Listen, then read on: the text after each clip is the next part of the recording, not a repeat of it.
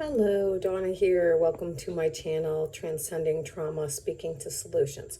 So today I want to talk about this phrase I was thinking about and a little play on it, and just about like why truth is light and a bunch of stuff.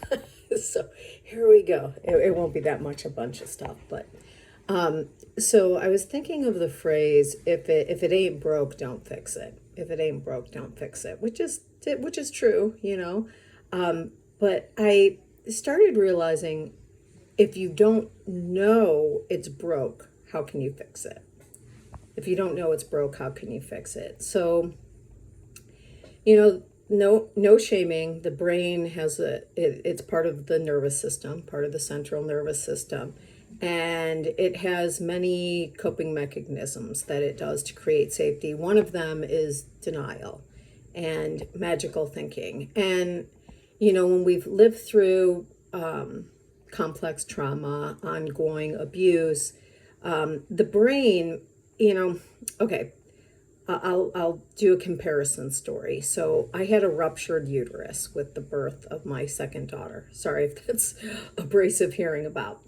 So I had so much pain, like after that. It felt like there was always this tugging in my organs. Sorry, again, also quite graphic. So the doctor said that when it ruptured, like all of this blood went out and created like tethering. And so, usually your organs are kind of loose in there, but that pulling I was feeling was, the blood had like tethered to other organs. And he said that they used to go in and clip it, but then they found the blood just came back. And he said, your brain will, after getting that signal of pain for so long and so long, it'll just start ignoring it and you won't feel it anymore, which is true. That's what happened. So it's the same way when you're living through chronic, ongoing neglect, abuse. The brain it can't feel that constant pain all the time. It's overload to the system. So it has to go into some denial and magical thinking. So then we survive, we survive those situations without getting nervous system burnout. But, then we go on with this conditioned habit of magical thinking and denial. So if we can't see it's broken, then we can't fix it. And then that's how we end up getting into what feels like self-sabotaging behavior, where we end up choosing same type of dynamics that where we're used to ignoring, certain behaviors, and then we keep getting more and more wounds. So, being able to see truth, that's where truth and light is, like being enlightened, shining a light on something. Truth is, and light is not just, always something good. It's honesty, Sometimes, truth and honesty is I'm being mistreated, That's truth and honesty sometimes. That's light. That's shining the light on something. So, like to be able to be honest about things. I was thinking too of another analogy I've used before. Like, it's very hard with emotional abuse and neglect and betrayal and all that. Those are like wounds that are invisible, and they're just as real as a physical wound. They can actually see that it causes physical manifestations, the emotional and psychological and all of those type of wounds, that they cause physical damage to the being, to the nervous system, can show up as chronic disease, so many things. I have right now my shoulders, like I have stress with all that flooding. Look at that. I cut that all out.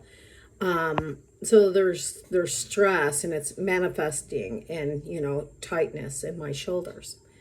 So, like even like if I just ignored this, like would that go away, by using magical thinking and denial? Like a house flooded, would it just go away without me doing anything? The answer is no. I believe the answer is no. I have to take some action, so, and I have to be honest first that it's broke, that's broken. I got to fix that, So, yeah, so when we're like honest, so okay, there was another analogy I wanted to use. Like, if it's easier to point out like physical things, if someone's punching me in the face all the time, they punch me in the face and they punch me in the face and they punch me in the face, do I stay in close proximity to that person? Again, I hope the answer would be no, So it's the same thing. When someone takes emotional blow after emotional blow, keeps betraying you, causing psychological wounds, should you stay close to that person? It's the same thing. Like when someone's physically hurting you, you put physical distance there. It's the same thing with emotional wounds. If someone's emotionally hurting you, you put emotional distance there, to protect yourself. So, all right. So back to the theme of today's video, which is you can't fix it if you don't see it's broke. Like, even like the dysfunction in my family of origin, if, like definitely had rose-colored glasses on around the dynamics that were happening there, a lot of denial and magical thinking. But what happens then, how it echoes out, is if I can't see there's anything wrong with that behavior from them, then I don't see anything wrong with that behavior. So then I pick partners that represent that same kind of dynamic because it's not broken, so there's nothing to fix. So ain't nothing to see here, folks. Nothing to see here, and meanwhile I'm being, severely mistreated. And still I've been out of that marriage. I filed in 2013, I think. 2015. 2015 I filed, and it's 2024, and I am still recovering from some of those wounds. I mean, a lot of psychological damage, being told on the daily many horrible things about myself, and I'm still trying to clean those up. They still get a hold of me sometimes, So just remember that, like psychological, emotional abuse, betrayal, it does a lot of damage, It doesn't have to be physical, even though it had gone there sometimes, in order for it to be hurting you, So also a plead to, like I used to say that all the time, like, oh, well, he didn't hit me, at least not that day. I just got completely ridiculed and demeaned and scared, chased after and all sorts of things. But hey, I didn't get hit. I remember like a guy I went on one date with, again about like sort of we pick up those subtle energies from people, and we all do it. It's unconscious, and familiar, family. And he was telling me about his deceased wife that he never hit her.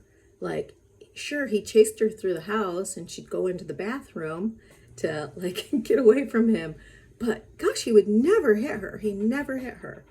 It was like he couldn't even see like the wrongness in that. Again, if we can't see it's broke, how can we fix it? And that's with ourselves too, like being honest. Like I was being honest with myself about, like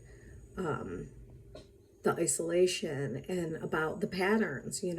I've had plenty of my own things that I'm shameful for, but I can't fix them unless I see that there's something wrong there, So, all right, that's what shining the light on is. That's what truth is. That's what Christ talks about.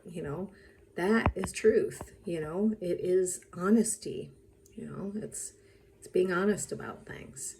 And we can't fix them until we're honest about them. And then we don't perpetuate patterns, once we get honest about something, we don't repeat it then. Because I'll just end with this again. When we learn things in childhood and we go into denial about them, then we stay in those patterns because we're in denial and we don't see anything wrong with them.